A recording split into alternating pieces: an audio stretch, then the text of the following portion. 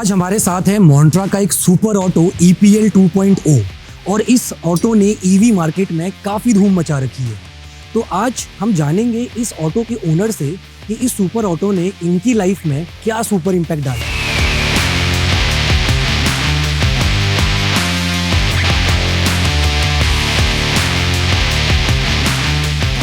सबसे पहले तो आप अपना नाम बताइए और बताइए कि क्यों मोंट्रा का ये सुपर ऑटो एक सुपर ऑटो की कैटेगरी में आता है और इसमें क्या ऐसा खास है जिसे वाकई में सुपर ऑटो बनाता है। तो मेरा नाम है अभिषेक।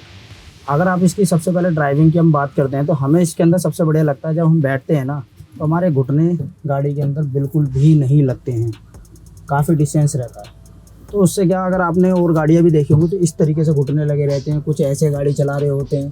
तो इसके अंदर हमें सबसे बढ़िया जो लगता है, एक तो ये बैठने का इसका सीट का कंफर्टेबल है और चलाने के लिए जो इतनी स्मूथ गाड़ी है वो।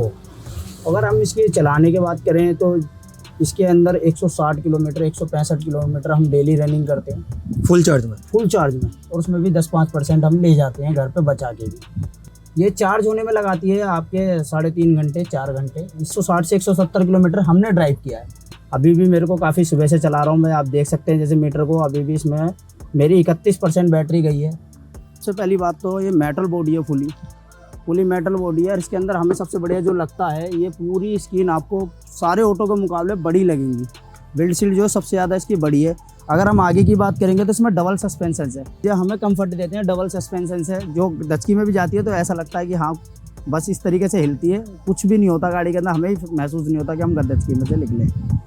अगर हम पीछे की तरफ बात करेंगे जैसे सवारी के ऊपर, तो पीछे जो सवारी के लिए डिग्गी स्पेस है, जैसे कोई लगेज वगैरह लाती है सवारी, तो इसके अंदर हम डिग्गी के अंदर ये सामान काफ़ी रख सकते हैं। दूसरा नंबर क्या है, हमें ऐसे उठा के अंदर रखने की जरूरत नहीं, हम डिग्गी को भी खोल लेते हैं।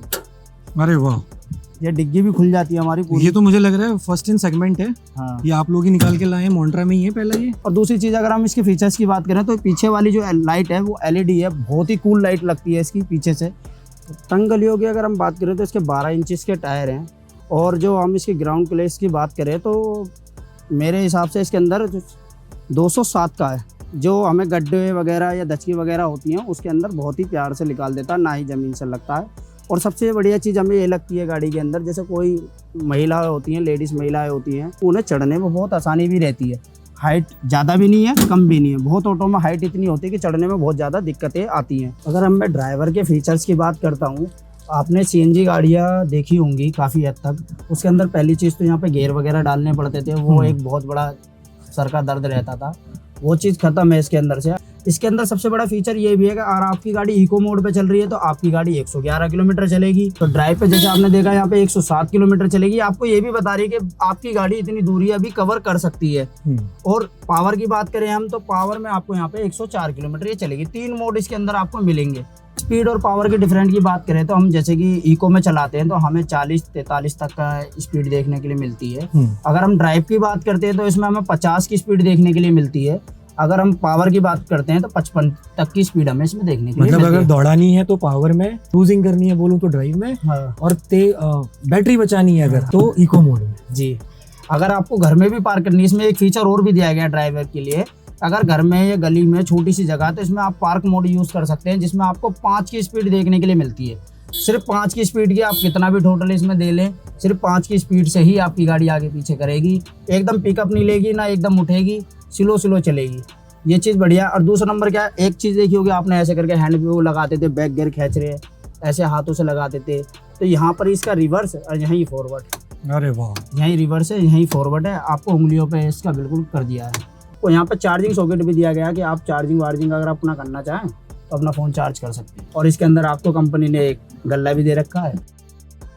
तो भैया आपने कैबिन का पूरा वॉक थ्रू हमें दिया जी। बढ़िया फीचर्स हैं जो वाकई में इसे सुपर ऑटो बनाते हैं। और हम पैसेंजर से भी जानेंगे उनकी राय कि पैसेंजर का इन पे क्या कहना है।